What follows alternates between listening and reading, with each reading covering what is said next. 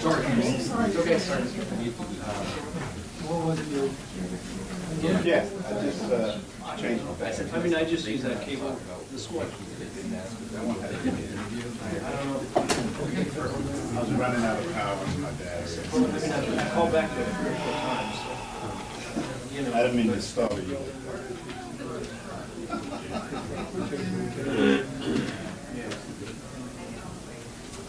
It's all happy and everything is computerized. It just takes a lot to find the right button and keep it set up right. Well, when you start chasing your tail and then you come back to what you started 10 minutes before and it works. So I didn't do anything. Master control hits the other buttons. Oh. We got it. Nancy, what did you do? We were doing stream down there. We lost space. We were looking around. I'm like, not on our end. I know. And then, oh, I got her back. So Nancy's like, I just want to give you all your tips. Yes.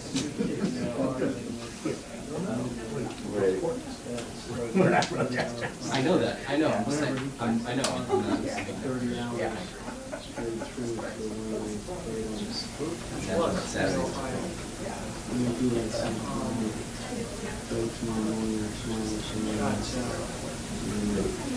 This is not a camera.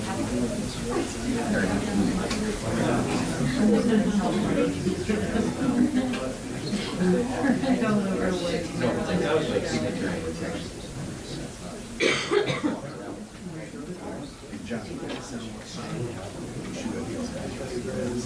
They're totally not involved. Yeah, so it's not ideal. That's what they'll get some once in a while. Middle of that's really why the international theater physical year.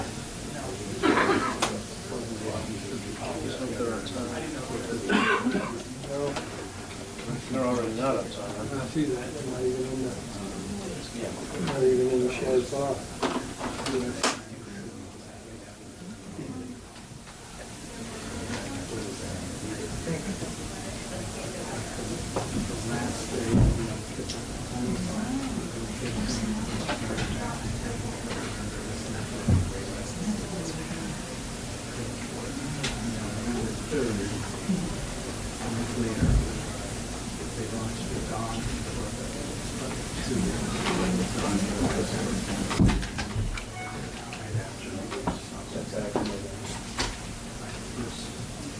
Anything to eat in it?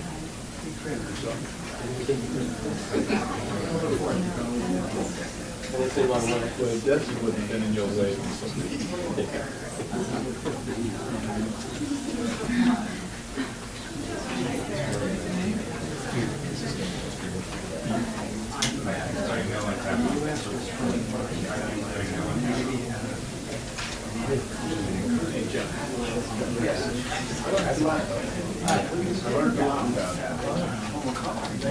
It's like doing it on the fly. Yeah. And don't be like.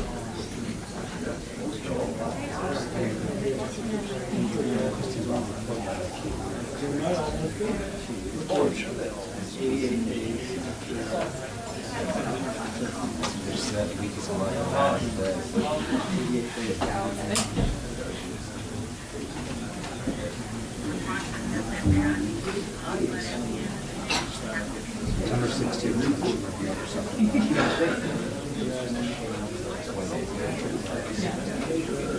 They can do whatever they want in reality.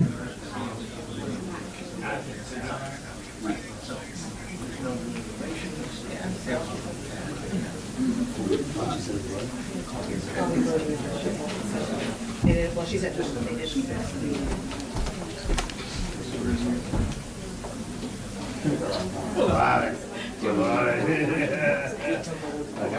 I don't know against it. Milk it.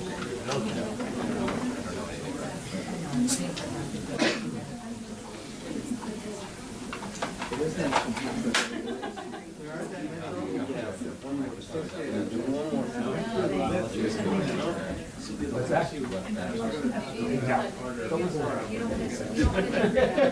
Huh?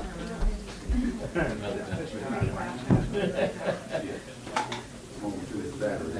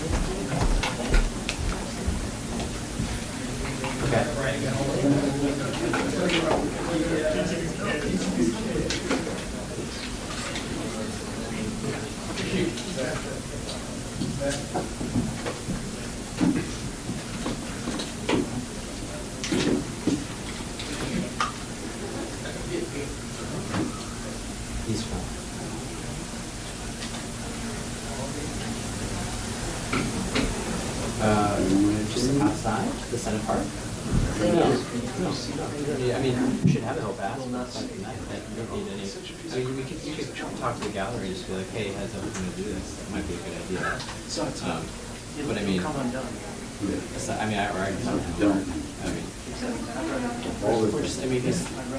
I mean, but you know, you don't need any special permission.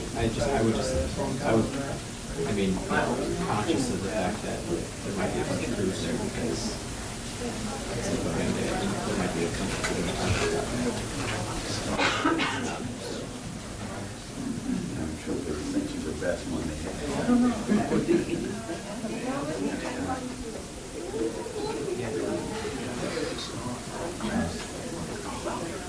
Yeah, I think the gallery might have mattered.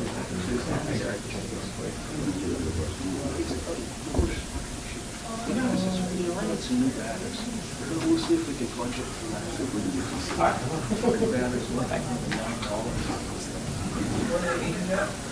Good morning. Okay. More cuts of this now? This is important. We're having a camera. My battery.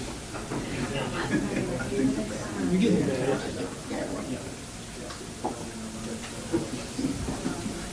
It's just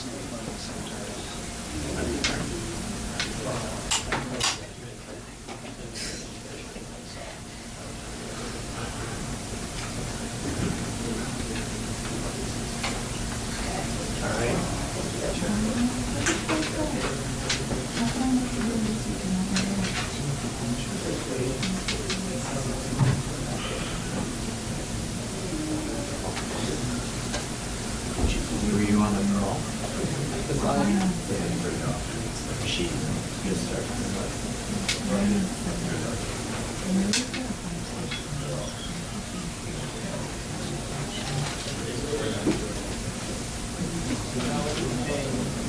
no, you have.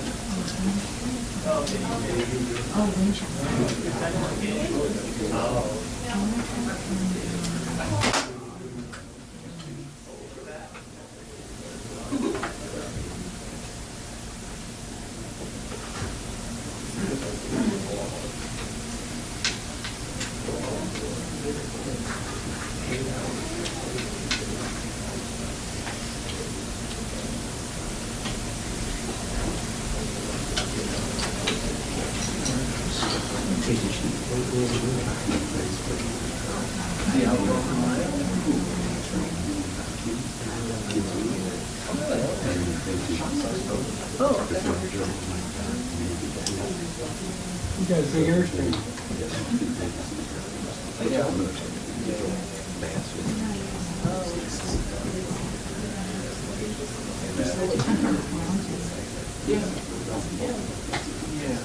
I was just wondering, I know you travel around in the air. Dude, you can. Enjoy it? something, you know, where they change it. He's always putting up on Facebook. Oh, really?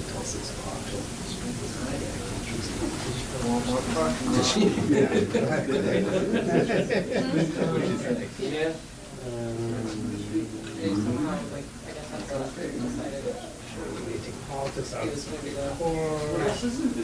Actually, see it from. Right. You got your some money coming in, it's like this. Criticize it.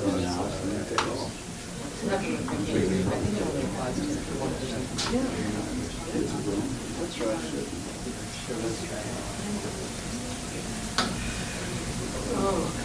The yield graph.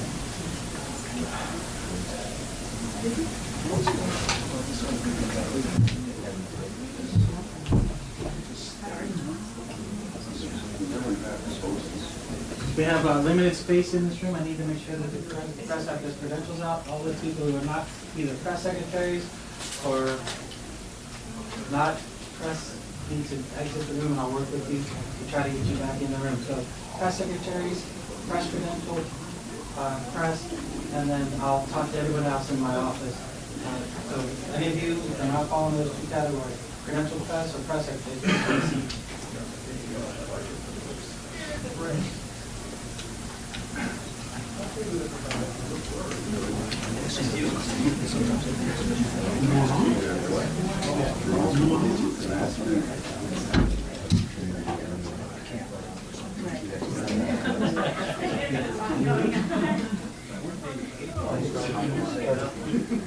Any other 5, maybe 10?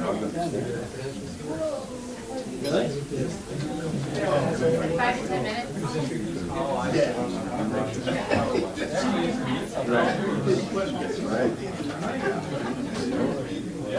well, now that you're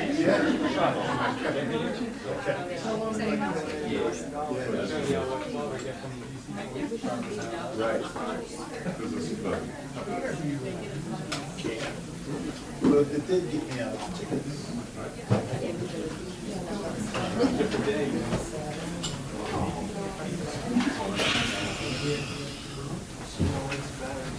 Okay. All right. I appreciate it. Thank you.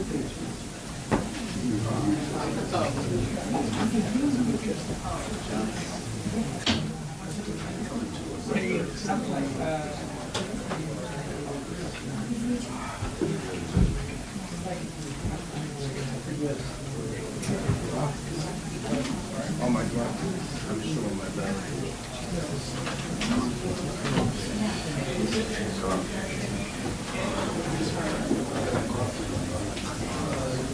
Hello.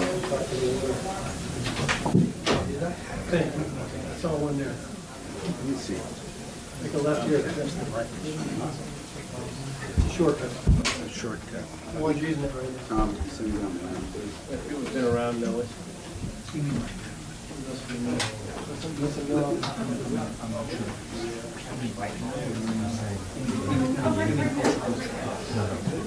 No, because culturally, automatically, they do what they do is our administrative.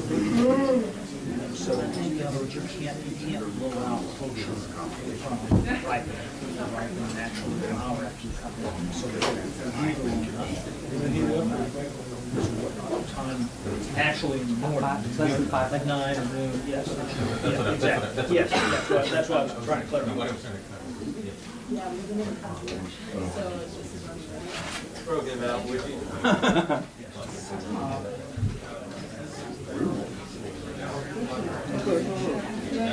Yeah, you could do that. I mean, there's a little bit of a way to do that. Yeah, no, you're smart. Yeah, I mean, but there's tributary as well. The honest truth. Stinkers. Stinkers.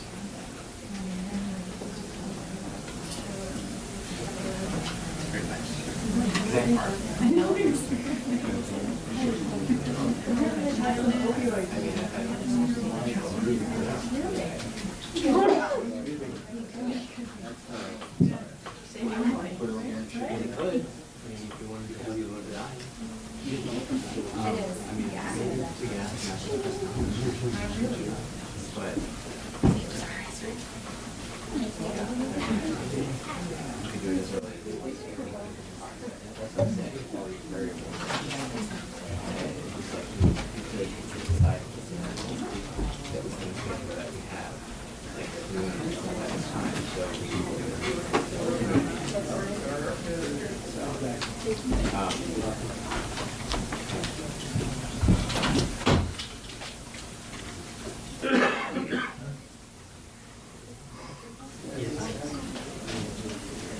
Yeah.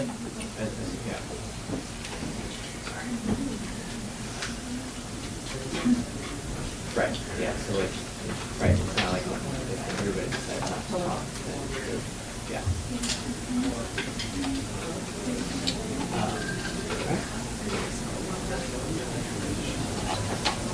Is the deal? Yeah. Sure, I gotta go, I'm sorry, I gotta go.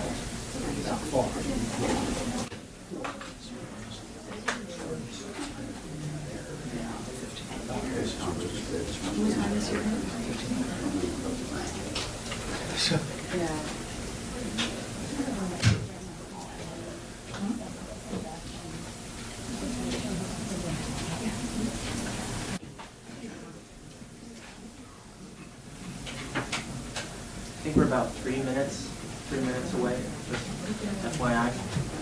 Thank you.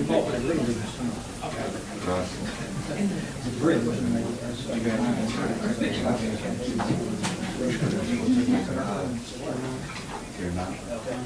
Okay, thank you.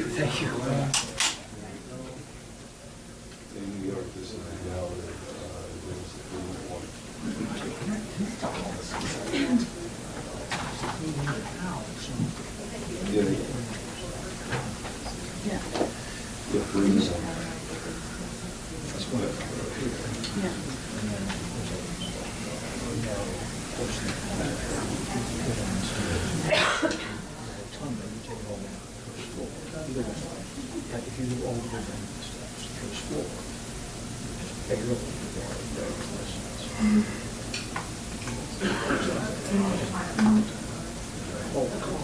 Okay, they're on the way up.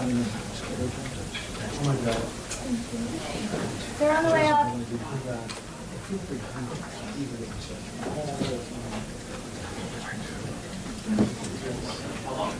On the way up. 1 minute.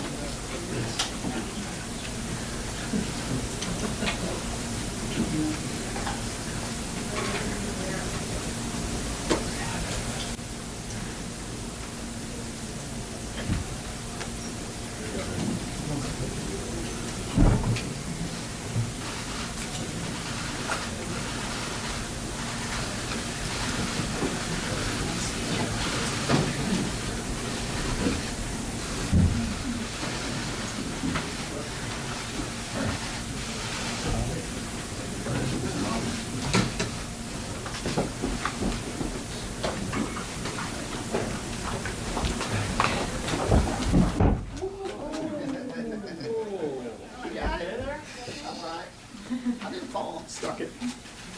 Stuck the landing.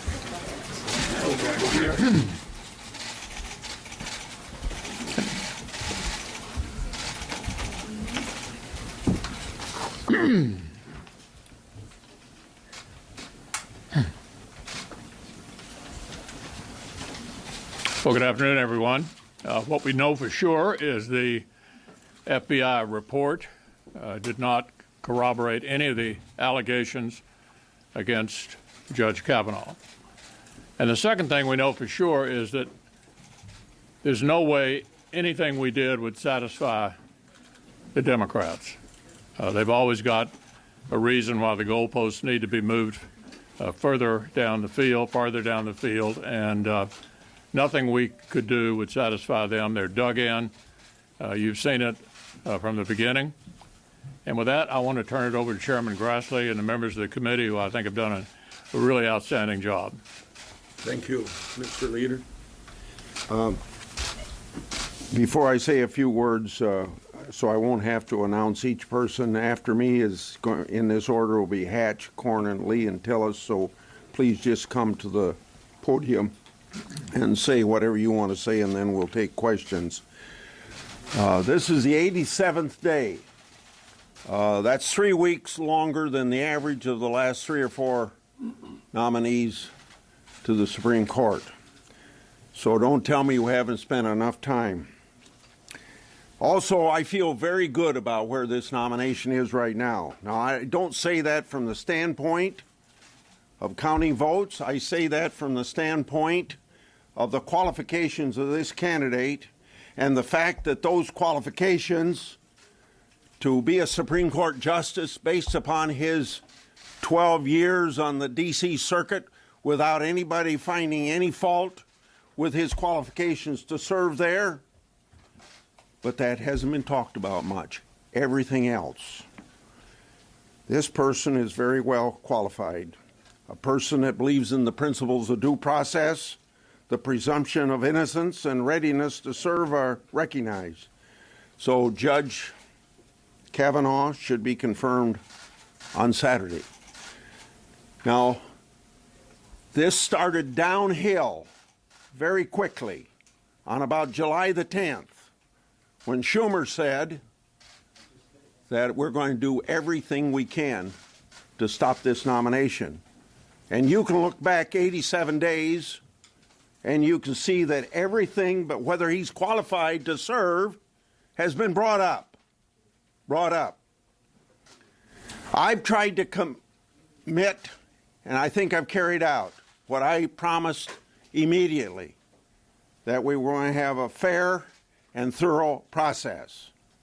We have had a fair and thorough process, and I think that's best demonstrated by the fact that the minute I read about who the person was in the Feinstein letter, Dr. Ford, I read about her name in the paper, and we got on it right away to provide the forum she wanted. And in turn, we provided the same forum for Kavanaugh. But what I've been dealing with since July the 10th, the downhill slope that Schumer's put us on, is really dealing with a demolition derby. And they just about destroyed a good person to be on the Supreme Court. So, hopefully we're 48 hours away from having a new person on the Supreme Court.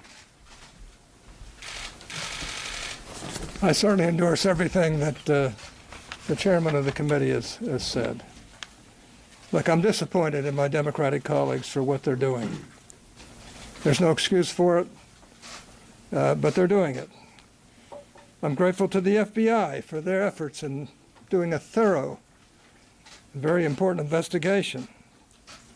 Many of us have said that if Judge Kavanaugh did what he's been accused of doing by some of the Democrats and outside people, some outside people, he should be disqualified.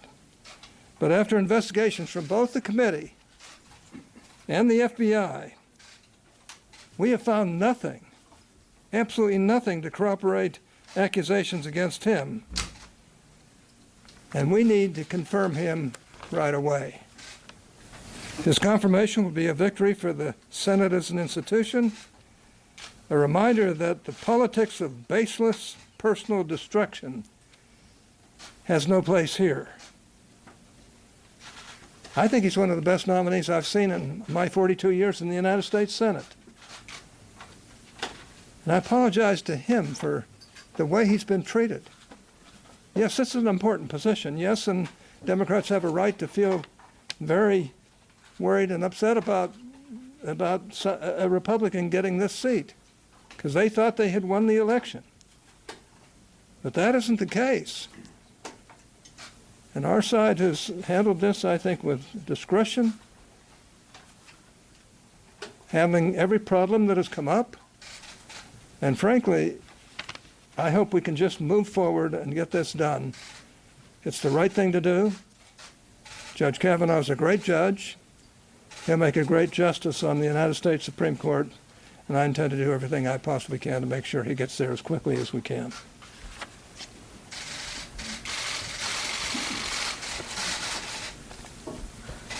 Our friend, the senior senator from Minnesota, said about this confirmation process, she said, this is not normal. Well, I agree with her. Because if this is the new normal, woe be to the Senate and any nominee that would be subjected to the unacceptable character assassination that we've seen directed at this nominee in this case. If that's the new normal, I don't know who would want to serve, and frankly, I think people would be justified in losing any respect for the Senate and the way it conducts itself during the confirmation process. So more is at stake than just this nomination and the Supreme Court.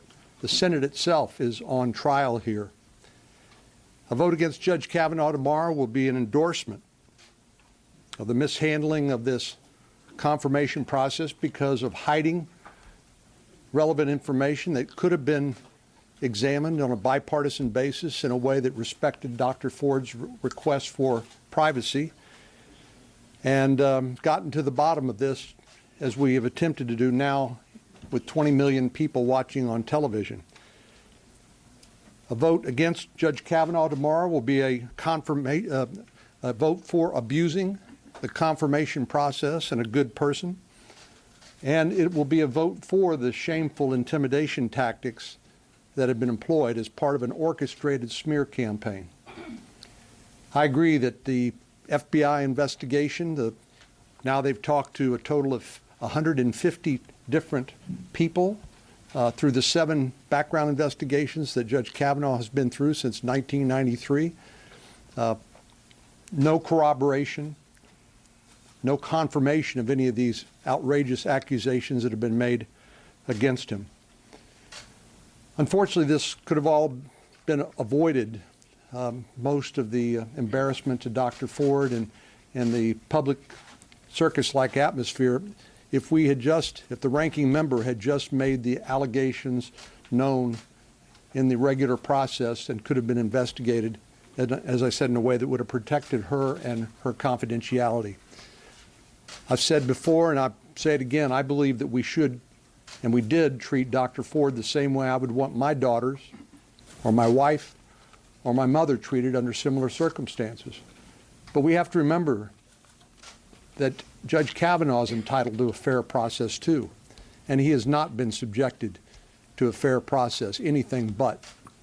So now's the time to quit all of these antics, these hijinks, this circus-like atmosphere, and we'll do that tomorrow morning when we vote, and Saturday when we vote to finally confirm this good man to this important position.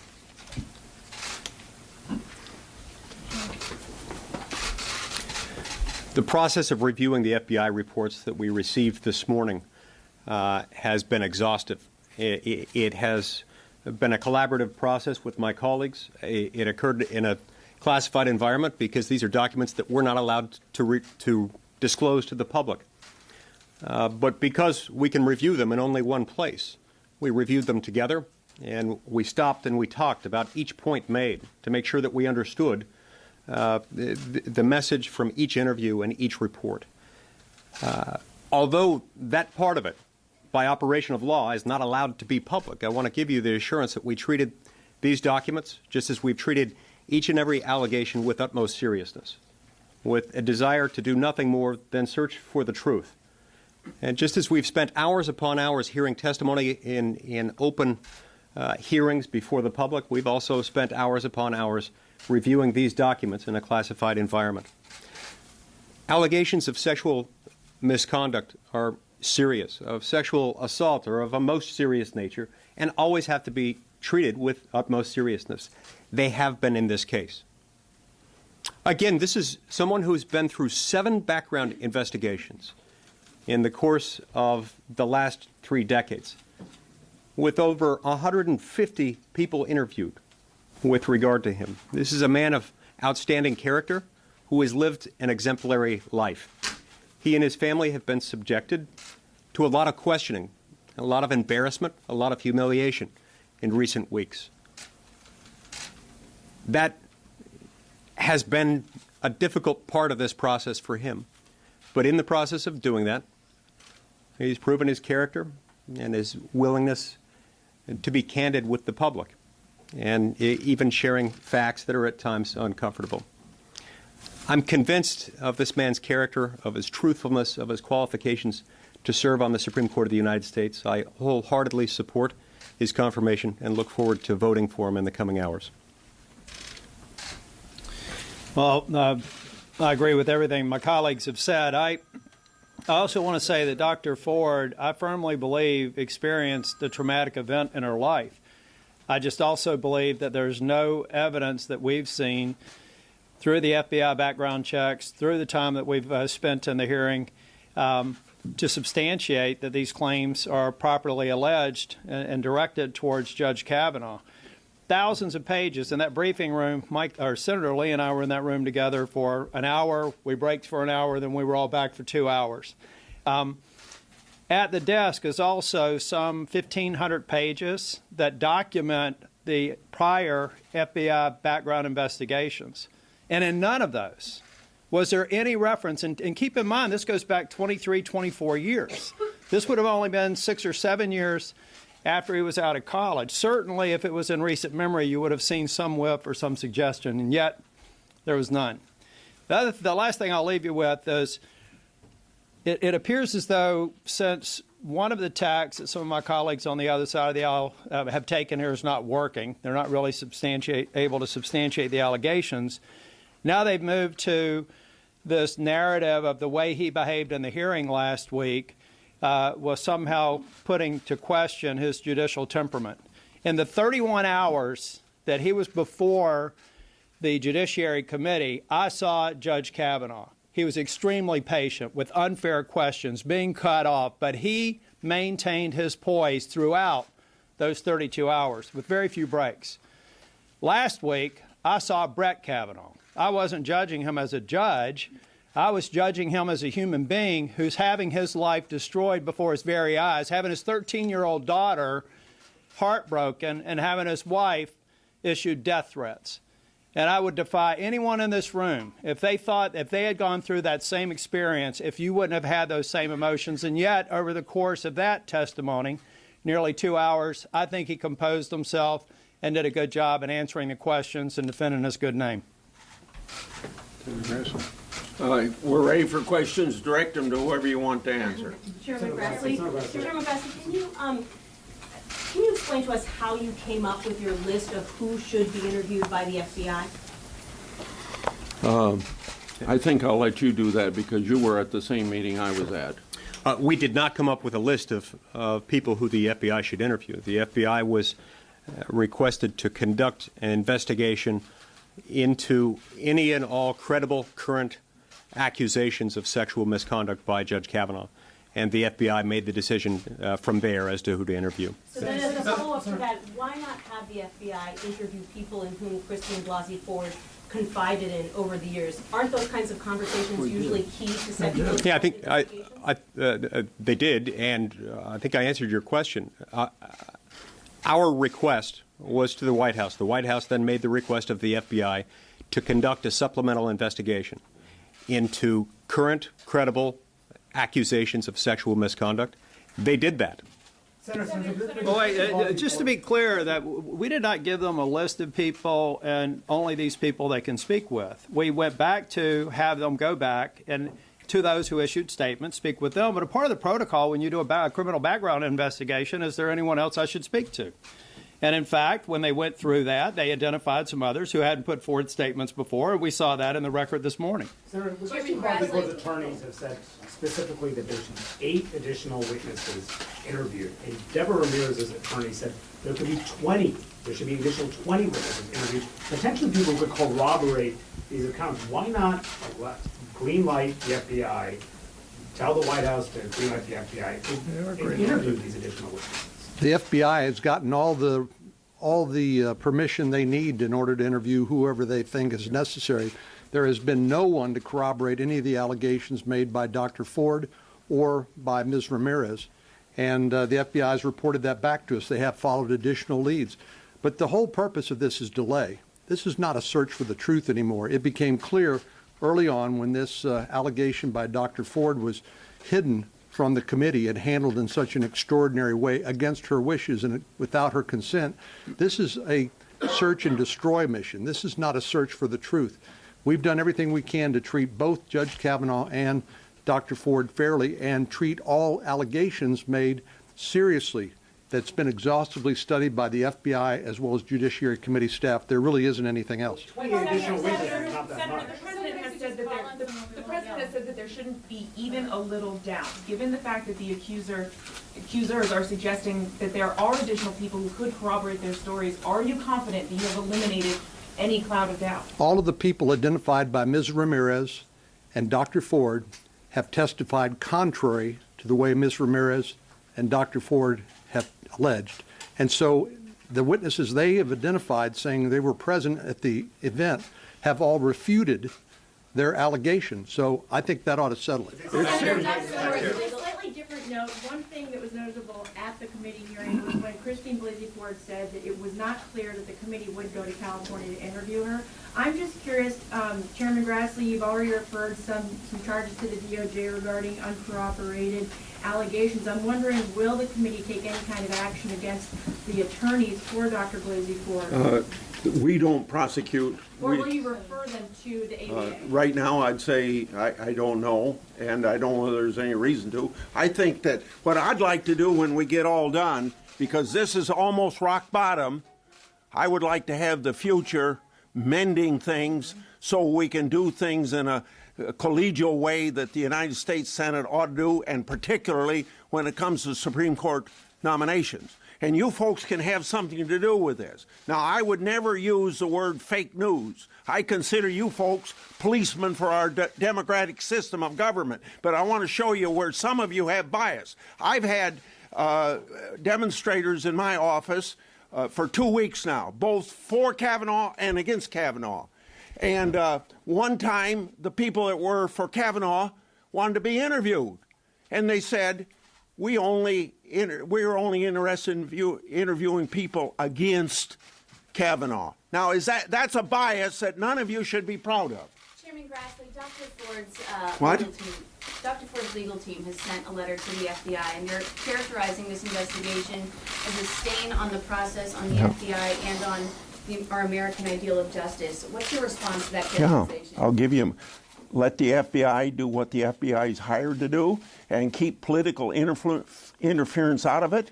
And my making a call to the FBI that you ought to do something is political interference. I made no call to the FBI since this whole process started a week ago, and I'm not going to. I never had any conversation with anybody in the White House because I got confidence in the FBI. They go where the facts lead them. Well, I think it's also important to consider the source. This is a legal team that when we formally communicated on more than one occasion that we would come to California and have a confidential interview and on her terms, for Dr. Ford to testify she wasn't aware of that really makes me wonder the competency of the folks that she has advising her. Either the competency or the political bias that they have. And also for Chairman Grassley, how do you think history is going to judge what Christine Blasey Ford has done?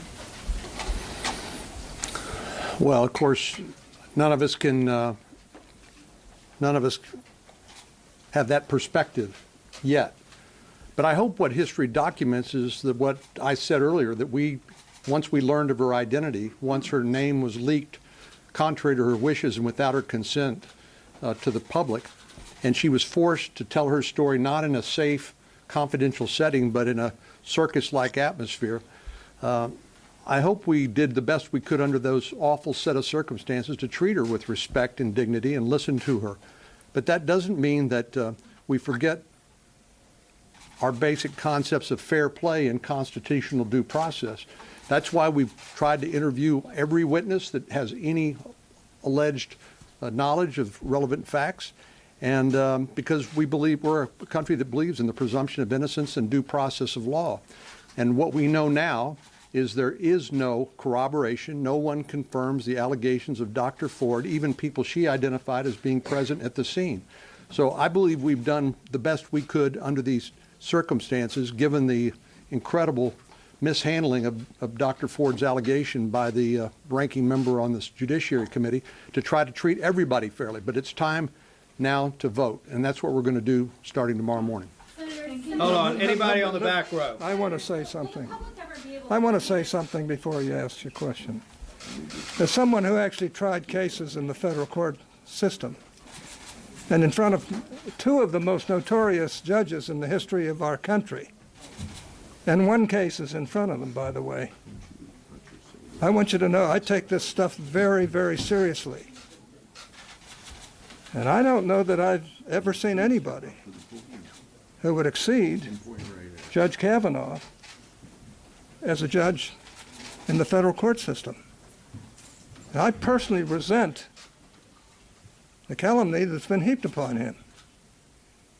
It just isn't right, it isn't fair, and it sends a message to everybody that do you really want to take a federal judgeship in the future? Now, this is just wrong. And unfortunately, there are some people who just don't care.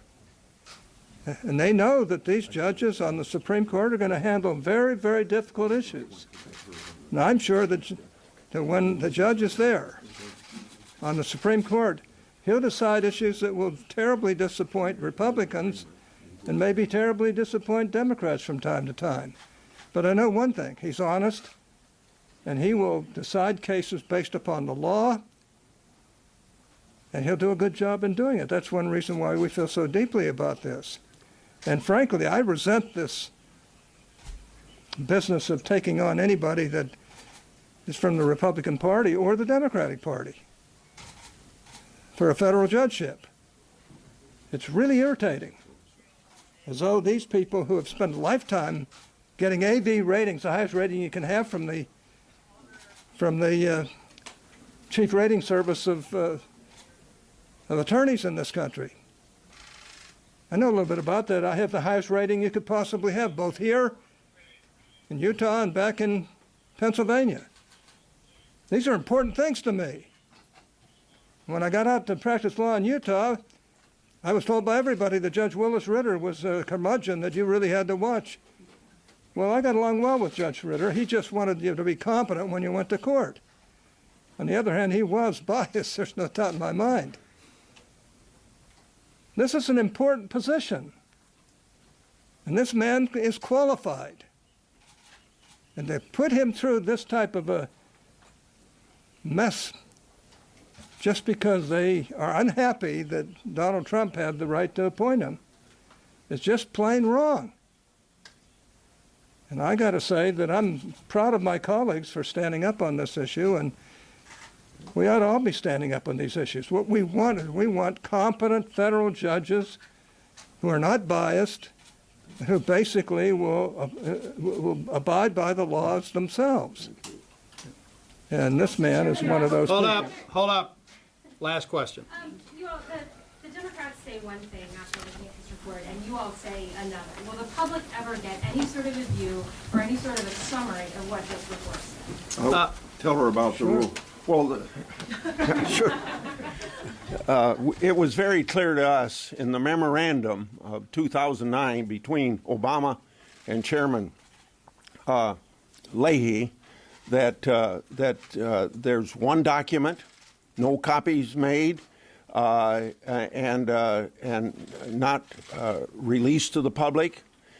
So we can't do that. Now, there's some suggestion the White House can do it, but you're going to have to go to the White House to get that answer to your question.